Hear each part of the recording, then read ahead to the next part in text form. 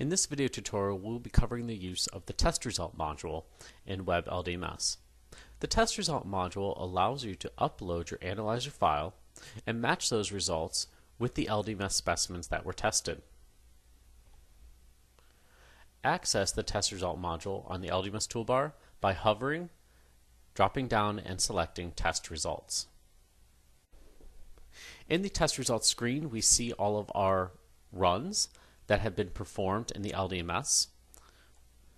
If we move from left to right in our grid here, we have our run ID. This is a serial number that is unique to your LDMS that is applied to each run that you create in the test results module.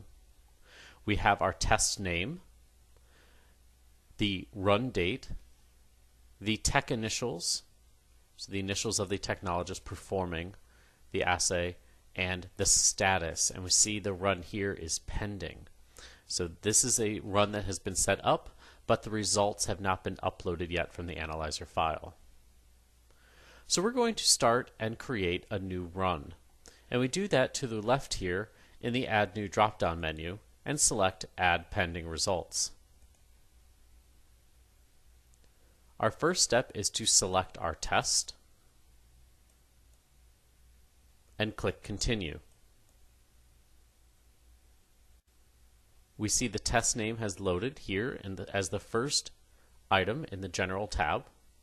Next, we set the run date. This is the date that you are going to perform the assay, and you can choose a date in the future. The tech initials, the data transfer tech, who is uploading the file to the LDMS.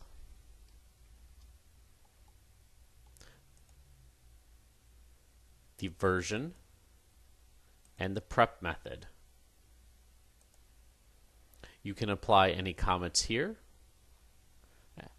Once this has been completed, we can move to the Results tab. Here's where we can set up our run. I see I have 3 kit controls available. I can add a control, such as a VQA control, by clicking the Add Control button.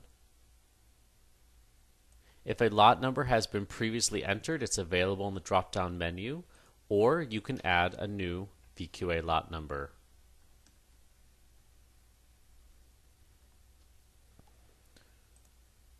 Enter the control name,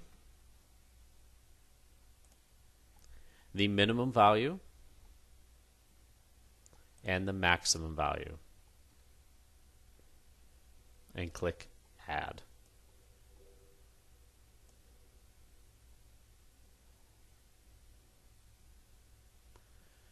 Below the control section, we have Specimens, and this is where you add the LDMS specimens to the run. Click the Add Specimens button, and we have our Select Specimens menu. This is the same menu that we saw in storage, and we also see in shipping. You can apply the filters to the top. It will adjust the contents of the list below, and you choose your specimens by checking in the box to the left. You can also upload a text file of global specimen IDs to fill the list in the grid. So I'm going to apply a few PID filters to find my specimen. So PID is our participant ID, or ID1.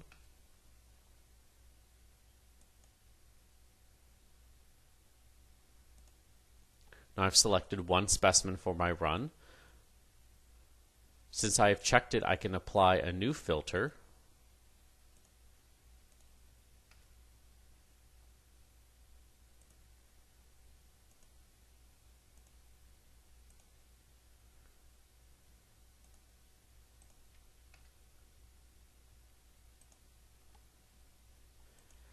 And now everything that I have selected remains selected unless I deselect it or click Clear Selected.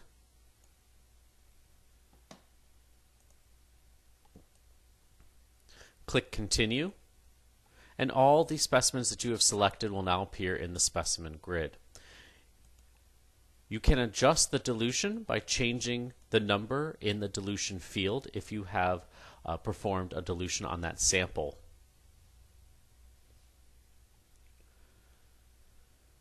You can save your run by clicking the Save button in the bottom center, and it will make an entry in the test results page.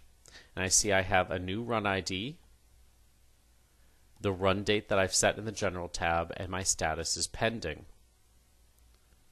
If I use the drop-down menu next to the Edit button, I can create a pending test results report. I will leave it as PDF and click Generate Report. I see that my PDF has downloaded. I will click to open.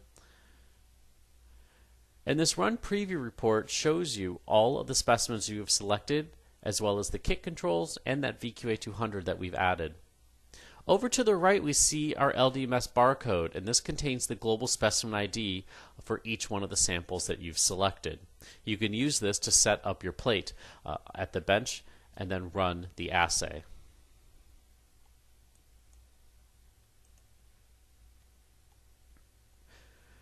After performing the assay, export the results from your analyzer and return to the LDMS with the file. Find your run ID and click the Edit button, and it will return you to that 2-tab menu that we were working in. I will click Results, and in the third part of the menu I will upload my analyzer file. So I'll click the Upload File button, and I will select my analyzer file. We see that results have automatically matched for 3 of our specimens. Now, results will automatically match on the global specimen ID, the other specimen ID, or the participant identifier. If using the participant identifier is your only method of identification, only one result can belong to that PID in the analyzer file. For anything that does not match automatically, and that example I just gave, if you have 2 or 3 samples belonging to the same PID, it will not match automatically. The results stay in the unmatched results section. Now, if they are to be applied to one of the samples in the specimen list, you can click the result and drag, and then drop it into the result field and apply it to that sample.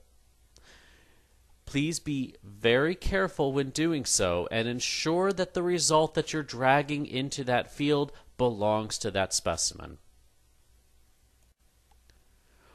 Once the specimens are resulted, you may click the Complete button and apply those assay results to each one of those samples. I now see that my assay status is complete. If I click my drop-down menu, I can generate a completed test run report, which will contain the specimens and all of their results, or a participant report for each one of the participants that were on our assay run. If there was an issue with the uploading of the file, you can click Reset to Pending and upload that analyzer file again, and then set the assay run to complete. Thank you for taking the time to watch. If you have any further questions, please contact our LDMS User Support Department. The contact information is on our webpage at ldms.org.